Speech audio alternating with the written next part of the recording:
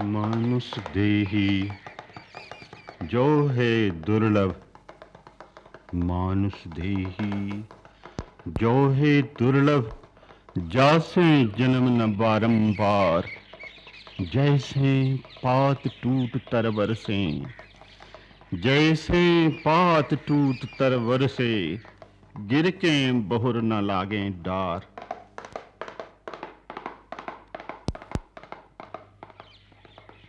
समूहें लड़के जो मर जय हो।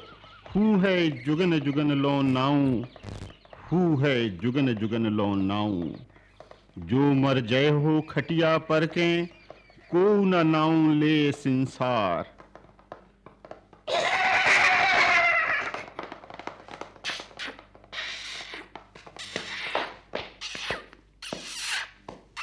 बस बस।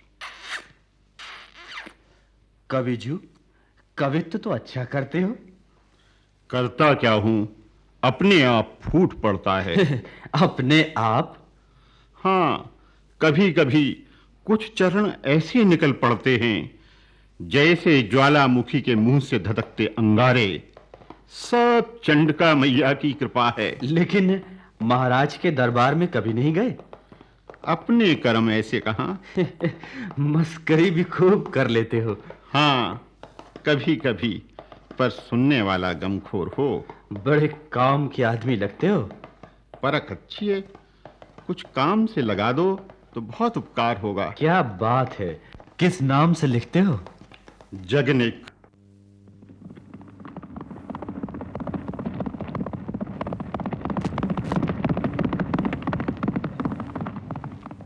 और यही भोला भाला ग्रामीण नवयुवक एक दिन महाकवि बन गया। एक ऐसा महाकवि जो अपने वीर गीतों से केवल रण का शंख नहीं फूंकता था, वरन सारे देश की चेतना में एक तूफान खड़ा कर देता था। जो किसी राजा या सामंत का यशोगान नहीं करता था, वरन साक्षात शौर्य के गीत गाता था। जो किसी वर्ग या संप्रदाय के लिए नहीं जिया, वरन हर शरीर में प्राणों की झनकार भर गया। एक ऐसी झनकार जो गरीब और अमीर में, छोटे और बड़े में कोई भेद नहीं देखती थी।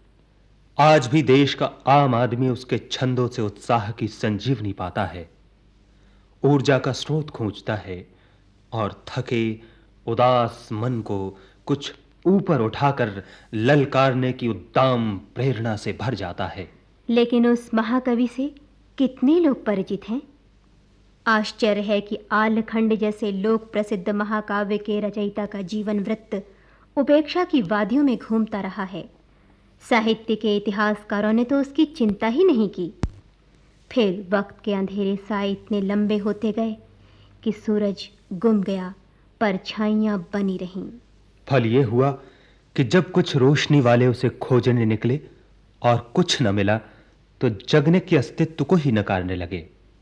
और कुछ जगनिक, जयानक, जगनायक, जगमणि और जगन सिंह में भेद नहीं कर सके। इसलिए कवि का जीवन कल्पना की परतों में सिकुड़ता गया। लेकिन कवि का अस्तित्व नकारा नहीं जा सकता। जब तक आलखंड और पृथ्वीराज रासो हैं, 15वीं और 16वीं शती के परमाल रासो और आल राजरो जैसे ग्रंथ हैं, 18वीं शती के छत्रसाल बुंदेला का पत्र और जगतराज की दिग्विजय जैसे अनेक साक्षी हैं, तब तक जगनिक पर भ्रम का कोई पर्दा नहीं डाला जा सकता।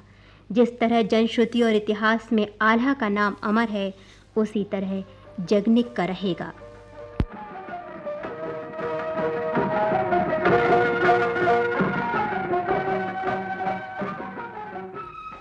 जगनिक ब्रह्मभट्ट या भाट थे, जबकि जगनायक, जगमणि और जगन सिंह क्षत्रिय वीर और सामंत। जयानक तो कश्मीर निवासी कवि थे, जिन्होंने संस्कृत में पृथ्वीराज चरितम की रचना की थी। पृथ्वीराज को राम का अवतार कहने वाले जयानक और आल्हाउदल के शौर्य को ओरहने वाले जगनिक एक व्यक्ति नहीं हो सकते। आल्हा मनोवा में जगनिक को चंदेलों का भैने या भांजा कहा गया है, पर वो बाद में जोड़ा जान पड़ता है।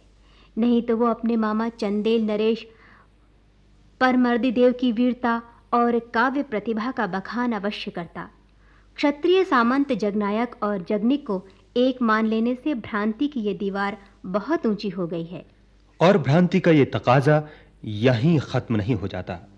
कुछ विद्वानों ने जगनिक को राजस्थान का निवासी मान लिया है और कुछ ने आगरा जिले के गांव जगनेरी का। लेकिन आलखंड की भाषा बनाभरी है, जो कवि की मातृभाषा जान पड़ती है। इस कसौटी को सामने रखने से कवि बनाभरी प्रदेश का सिद्ध होता है। बनाभरी बुंदेली भाषा का वो रूप है जो छतरपुर, पन्ना और हमीरपुर जिलों के कुछ परगनों में आज भी प्रचलित है। कवि उन्हीं परगनों की पानीदार धरती में जन्मा था, पला पुसा था और परवान चढ़ा था। अगर वो बनाभरी में न तुतलाया होता तो आलखंड की भाषा का ये रूप न बनता। जगनिक के जन्म और मृत्यु के संबंध में एक मोटा पर्दा पड़ा हुआ है। इतना अवश्य है कि चंदेल नरेश परमर्दिदेव के शासनकाल 1165 से 1203 ईस्वी तक वो राजकवि के गरिमा मंडित पद को सुशोभित करता रहा। राजकवि के पद पर रहते हुए भी उसने अपने आश्रयदाता का गुणगान नहीं किया, वरन धरती की उस घटना को चुना जो इस देश का इतिहास बदल गई, और वो थी चंदेलों और चौहानों का ऐतिहासिक युद्ध, जिसने देश की दो शक्तियों को हिला दिया और बना बनाया महल ढह गया। वो घटना घटी थी सन 1182-83 ईस्वी में, जिसकी गवाही मदनपुर का प्रस्तर अभिलेख चुपचाप खड़ा हुआ देता रहा, कहता रहा कि आलखंड की कथा झुठलाई नहीं जा सकती। झूठा है वो इतिहास जो इसे सच नहीं मानता, और सच्चा है वो महाकाव्य जो उस इतिहास की परवाह नहीं करता। इसी घटना के बाद आलखंड का स्वर फूटा होगा। कवि के मन पर जब सैकड़ों बिजलियां टूटी होंगी, तब भावुकता की एक नदी उमड़ी होगी और रेतीले कगारों पर लहरों के गीत छपे होंगे। 10 वर्ष बाद कुतुबुद्दीन के हमले ने चंदेलों को एक गहरा धक्का दिया था, पर जगनिक ने उसे महाकाव्य में नहीं उतारा। सिद्ध है कि इन्हीं 10 वर्षों के बीच कवि ने अपने इकलौते मानस पुत्र को जन जन का लाडला बनाया होगा, इतना लाडला कि वह सबकी जुबान बन सके। तभी तो उसकी मौखिक परंपरा बनी होगी। कितना जादू था उस कलम में जो लोगों की जुबानों पर एक महाकाव्य लिख गई। जादू जादू तो उसके हाथों में था, जो तलवारों को नचाते ही नहीं थे, उन्हें महसूस भी करते थे। जादू तो उसकी आंखों में था, जो गुजरती तस्वीरों को देखती ही नहीं थीं, उन्हें ढालती भी थीं। और जादू तो उसके दिमाग में था, जो बुद्धि बनकर सोचता ही नहीं था, हृदय बनकर भोगता भी था। इसीलिए एक साधारण आदमी असाधारण ख्याति की सीढ़ियों पर चढ़ता चला गया। धीरे धीरे एक एक सीढ़ी गढ़ी होगी, और तब अपने संकल्प की तलवार और प्रतिभा की मशाल लेकर उन पर चढ़ा होगा। कितने संघर्षों से जूझा होगा वो। महाराज परमर्दिदेव और महारानी मालंदे का विश्वास जीतकर उनका आत्मीय बनना कितना कठिन था उस होड़ के युग में। फिर राजा की छत्रछाया में रहकर एक सिपाही के गीत गाना किसे सहन होता। राजकवि के पद पर आसीन होकर भी जन जन की भावनाओं की प्रतिष्ठा करना और उनका प्रतिनिधि बनकर राजा का विरोध करना कितना कंटीला मार्ग था। उस पर वही चल सकता था जिसमें दूरदर्शिता और नीति कुशलता हो। क्यों नहीं, जगनिक ने भारत के राजाओं की ईर्ष्या द्वेष से पली नीति के खिलाफ राज्य संघ का समर्थन किया था, और अजमेर दिल्ली के महाराज सोमेश्वर के आह्वान पर आल्हा उदल को यवनों से लड़ने भेजा था। इतिहास गवाह है कि आल्हा उदल ने दिल्ली और पंजाब की सेना का नेतृत्व किया और देश का नाम ऊंचा किया था। उनके लौटने पर अजमेर में विजयोत्सव मनाया गया था और महाराज सोमेश्वर ने उन्हें सम्मानित किया था। युवराज पृथ्वीराज भी उन्हें बधाई देकर फूले न समाये थे।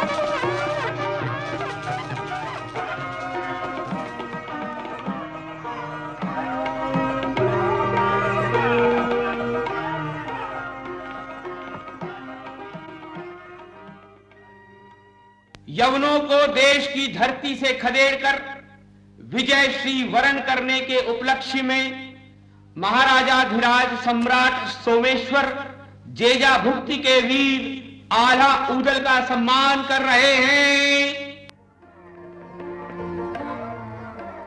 हमें आला उदल के शौर्य पर गर्व है। भारत माता अपने लाडले पुत्रों को कभी नहीं भूलेगी। आला उदल हमारे भाई है और जेजा भुक्ति हमारी माता। हम यह नाता कभी नहीं भूलेंगे। ऐसे वीर ही धरती मां के दूध की लज्जा रखते हैं। महाराज की जय हो। देश की रक्षा करने जेजा भुक्ति का बच्चा बच्चा अपने प्राणों को हथेली में लिए खड़ा है, पर दूसरे राज्यों को भी राज्य संघ का अंग होना चाहिए। और यह तभी हो सकता है जब एक राज्य दूसरे को हड़पने का बाना छोड़ दे। चौहान इस नीति पर अटल रहे तो संसार की ऐसी कोई शक्ति नहीं जो हमसे लोहा ले सके। आल्हा, राज्य संघ के भीतर आए सभी राज्य हमारे मित्र हैं, उनके मित्र हमारे मित्र और उनके शत्रु हमारे शत्रु। हम देश की स्वतंत्रता के लिए हर तलवार को अपनी तलवार समझते हैं। धन्य हो युवराज, धन्य हो। तुम्हारे संकल्प के सामने सारी धरती डोल उठी है। धरती कांपे और आसमान फट पड़े, पर हमारी बर्छियां उन आंखों को फोड़ देंगी जो हमारी धरती को बुरी निगाहों से देखती हैं।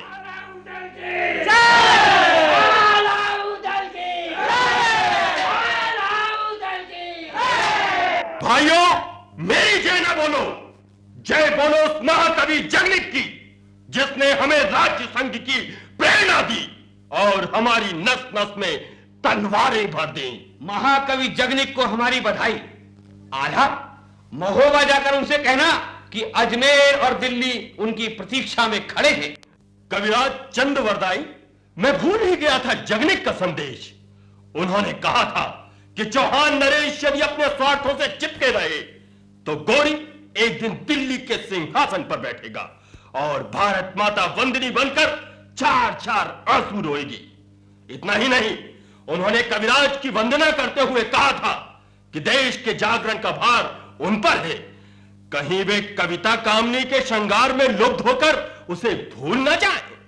महाकवि जगनिक, तुम धन्य हो, तुम धन्य हो जगनिक, धन्य हो।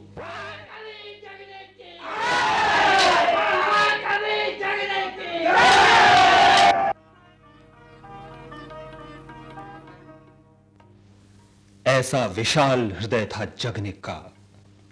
लड़ाई पंजाब में होती थी पर लहू गर्म होता था जेजा भुक्ति के वीर कवि का।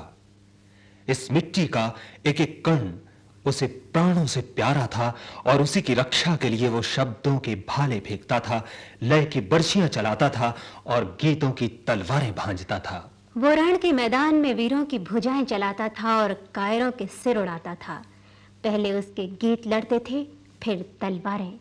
जुझाऊ सेना के सामने जब उसके गीत शंख बजते थे तब भैरवी नृत्य करने लगती थी और शंकर तांडव। एक ललकार धरती से आसमान तक बिजली की तरह कौंध उठती थी।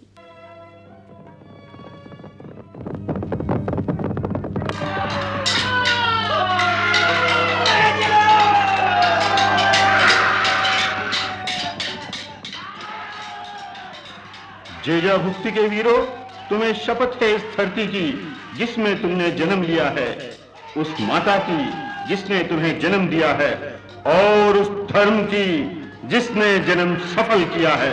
तुम लड़ते लड़ते मर जाओ पर पैर पीछे ना हटाना। धर्म क्षत्रियन के नाही हैं जो हटी धरे पिछारी पांव। रन के समूहे से जो भजे हो गुण है सात साख को नाम। मानुष देही जो दुर्लभ है ताते करो सुजस को काम। समूहे लड़के जो मर जय हो हू है जुगन जुगन लो नाम। कविराज, तुम यहां? पहले बहन चंद्रावली की रक्षा, फिर कुछ और। जाओ जाओ, मैं आता हूं।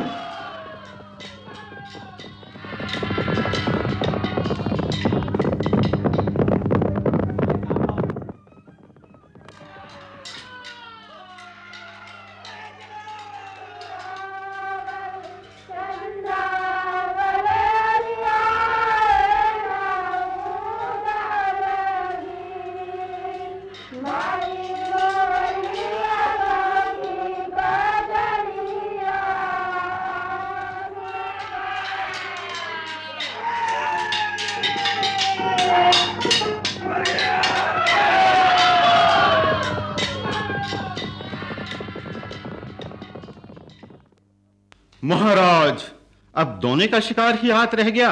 गोरी की तलवारें भूल गए। पहले जगनिक से लोहा लो, तब लोहे को समझ पाओगे पृथ्वीराज। कवि, तुम लेखनी के कलाकार हो, लोहे की कला क्या जानो? नहीं जानते तो देखो कलाकार का चमत्कार।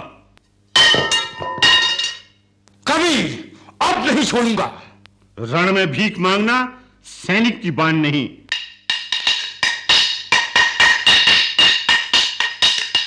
कवि से लड़ते हुए कुछ भी संकोच नहीं हुआ पृथ्वीराज। पहले अपने शिरस्त्राण को देखो, फिर दोने पर आंख जमाना।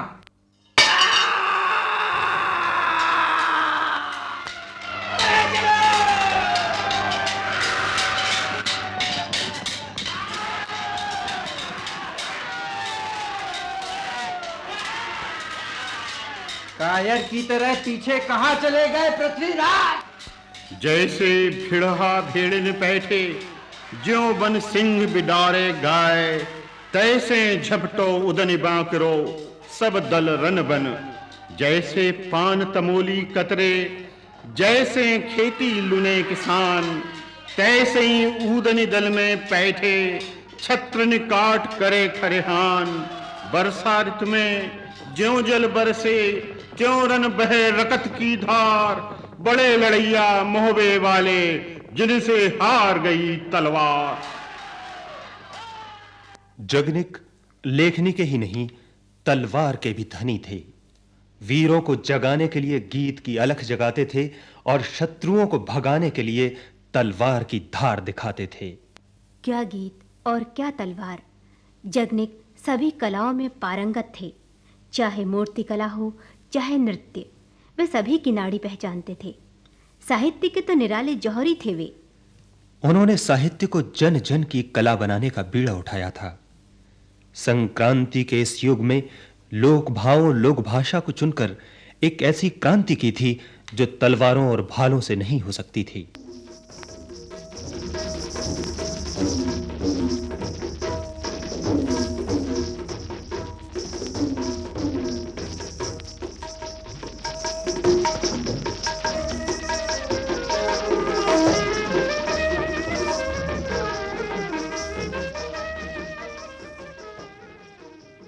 कवि जगनिक, कला में विलासिता की बाढ़ आ रही है। उसकी चक्करदार भंवरें दर्शकों के मन को वरवश खींचकर बहुत नीचे डुबो रही हैं। वत्सराज, जब तक पंडित और कलाकार रूढ़ियों को लाश की तरह चिपकाए रहेंगे, तब तक नया मार्ग नहीं फूट सकता। और नई दिशा वही कला दे सकती है जो जन जन के लिए हो। जन साधारण के लिए नहीं कविराज, नहीं। साहित्य को नीचे स्तर पर उतारना उसका पतन है। वह केवल मनोरंजन के लिए रह जाएगा। नाटिकाओं के भांट जो गीत श्रोताओं को सुनाते हैं, क्या वे साहित्य की कोटि में आ सकते हैं?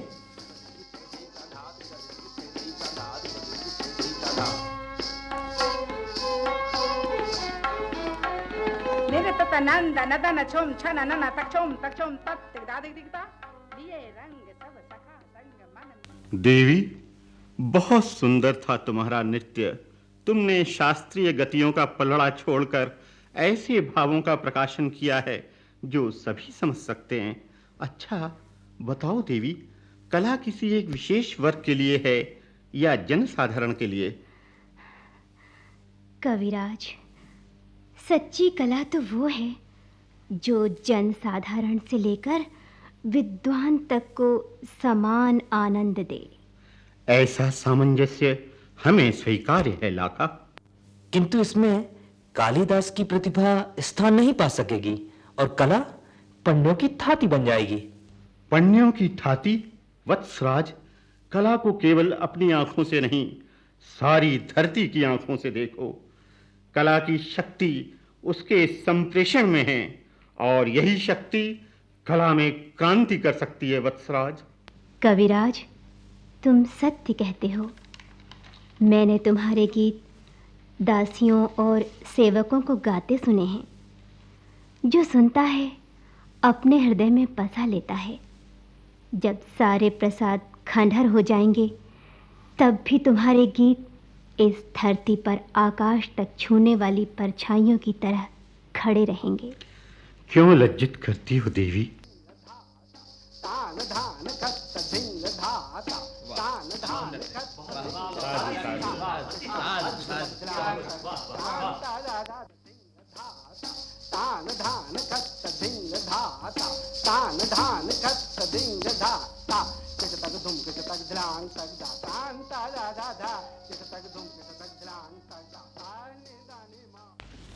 जगनिक ने उस समय की कला को एक नया संदेश दिया था। काव्य को हर झोपड़ी और हर आंगन तक पहुंचाकर ऐसा जागरण भर दिया था जो आज भी गांव की चौपालों के सूने एकांत में गुनगुनाया करता है और रास्ते में भटके लोगों को नई प्रेरणा और नई आस्था देता रहता है। जिस तरह उनके काव्य ने दुंदुभी बजाकर सबका हृदय जीत लिया था, उसी तरह उनका विराट व्यक्तित्व सब पर छा गया था। वे आकाश पर छाए उस बादल के समान थे जो जमीन के जर्रे जर्रे को जीवन से भर देता है और आशा विश्वास के अंकुर उगाकर खुद मिट जाता है। इसी त्याग की कमंद को पकड़कर वे गहरी खाई में उतर सकते थे और ऊंची चोटी पर चढ़ सकते थे। अपनी मिट्टी की सौंधी गंध और हरियाली के लिए वे कुछ भी कर सकते थे। इसीलिए उन्होंने दूत बनना तक पसंद किया था। पृथ्वीराज चौहान ने जब महोबा की हरी भरी धरती को रौंदना चाहा, तब निष्कासित आला उदल को मनाने का दायित्व उन्हें सौंपा गया था और उन्होंने कान्यकुब्ज जाकर उसका निर्वाह किया था। ये प्रसंग इतना मार्मिक है कि गायक और श्रोता दोनों के हृदय भर आते हैं। क्यों रोती है चंदा? क्या सबकी तरह तू भी कायर बन गई है? क्यों ना रोऊं? महाराज ने आला उदल को तिनके की तरह निकाल दिया था। आज जब चौहान चढ़ाया तब सब दर्द के पहाड़ ढह गए। कोई सेनापति आगे बढ़कर मोर्चा लेने को तैयार नहीं। भैया उदल होते तो क्या कजरियों के दोने बिलखते रहते। दुखी मत हो चंदा, तेरा उदल दौड़ा हुआ आएगा। क्या अपनी जन्मभूमि की याद भुला देगा? नहीं, तू शांत हो जा चंदा, शांत हो जा। जगनिक, तुम्हें तुरंत कान्यकुब्ज जाना है। राजमाता देवल्दी के चरणों में यह निवेदन करना कि इस पगड़ी की लाज तुम्हारे हाथ में है। भैया उदल से कहना कि बहन को चाहे छोड़ दे, पर माता के पद तो रख ले। मेरी पाती क्या लिखूं, क्या लिखूं?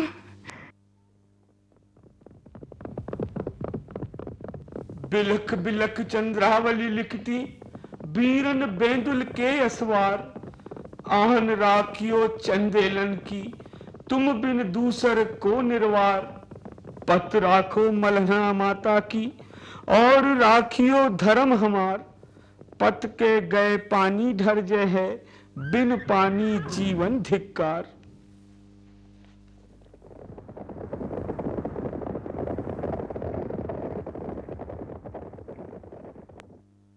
आलखंड में भावों का सागर लहरें मारता है। एक तरफ ओज के ज्वार उमड़ते हैं तो दूसरी तरफ दर्प और उत्साह की तरंगें। एक तरफ श्रृंगार की अंतर धाराएं बहती हैं तो दूसरी तरफ करुणा की मंथर लहरें। कान्यकुब्ज के युवराज लाखन जब विदा वेला में बिछोड़ने लगते हैं, तब रानी कुसुमा सामान्य नारी की तरह विलाप करती है। कहरी बदरिया तुमको सुमरो, कौंधा वीरन की बलि जाऊं। झमकी बरसियों मोरी अटरिया, कंता एक रैन रह जाओ। केवल वियोग संयोग की तीव्रता नहीं, आलखंड में विविध मनोभावों की प्रखरता है। स्वाभिमान से लेकर जन्मभूमि के प्रेम तक की मनस्थितियाँ, पारिवारिक प्रेम की झांकियाँ, चुगली, ईर्ष्या, छल कपट जैसी यथार्थ वृत्तियाँ और पर्व त्योहारों से लेकर लोक संस्कृति की सामूहिक चेतना तक की आदर्श भूमियाँ उसमें विविधता और व्यापकता के दर्शन करा देती हैं। आलखंड का दर्शन वीरता का दर्शन है। उसकी संस्कृति युद्ध की संस्कृति है और उसका जीवन साहस, दर्प और सम्मान का जीवन है। युद्ध परक संस्कृति और जीवन की व्यवहारिकता का ऐसा विराट चित्र कभी उकेरा नहीं गया। उसमें गजब की प्रेषणीयता है। बनाफरी बुंदेली में रचे जाने पर भी उसका रूपांतरण कन्नौजी, बघेली, अवधी, मगही, भोजपुरी न जाने कितनी बोलियों और भाषाओं में हो गया है। किंवदंतियां, नाम, घटनाएं और वर्णन जुड़ते चले गए हैं। कथा चक्रों का मनमाना विस्तार होता गया है, इसीलिए वो एक महाकाव्य बन गया है। आलखंड ऊर्जा का महाकाव्य है। उसमें वीरता का इतना तीव्र वेग और अबाध प्रवाह है कि वह तत्कालीन परिस्थितियों और संदर्भों को लांघकर सार्वकालिक और सार्वभौमिक बन गया है। उसकी जीवनी शक्ति लोक जीवन से तादात्म्य स्थापित कर चिरंतन हो गई है। आज के इस नैराश्य और अनास्था के युग में उसके साहस और उल्लास के ओजस्वी स्वर जीवन को नया स्पंदन देते हैं। इसीलिए आलखंड आज तक अमर है, और अमर है महाकवि जगनिक, जिसने अपने गीतों के द्वारा एक नया कायाकल्प किया, एक नई क्रांति की। वो कायाकल्प जिसने शरीर की जगह प्राणों को बदल दिया, और वो क्रांति जिसने खून की जगह चेतना बहा दी। वो जीवन भर लड़ा, पर बिना हथियारों के, और हर लड़ाई में जीता, पर बिना खून बहाए। मौत को भी पता न चला कि जगनिक कहां है। और आज भी महोबा के पहाड़ों से फूटने वाले झरनों के भीतर कोई गाता रहता है। बरसा ऋतु में ज्यों जल बरसे, त्यों बह चले छंद की धार। बड़ो लिखैया मोहबे बालो, जिनसे हार गई तलवार, जिनसे हार गई तलवार।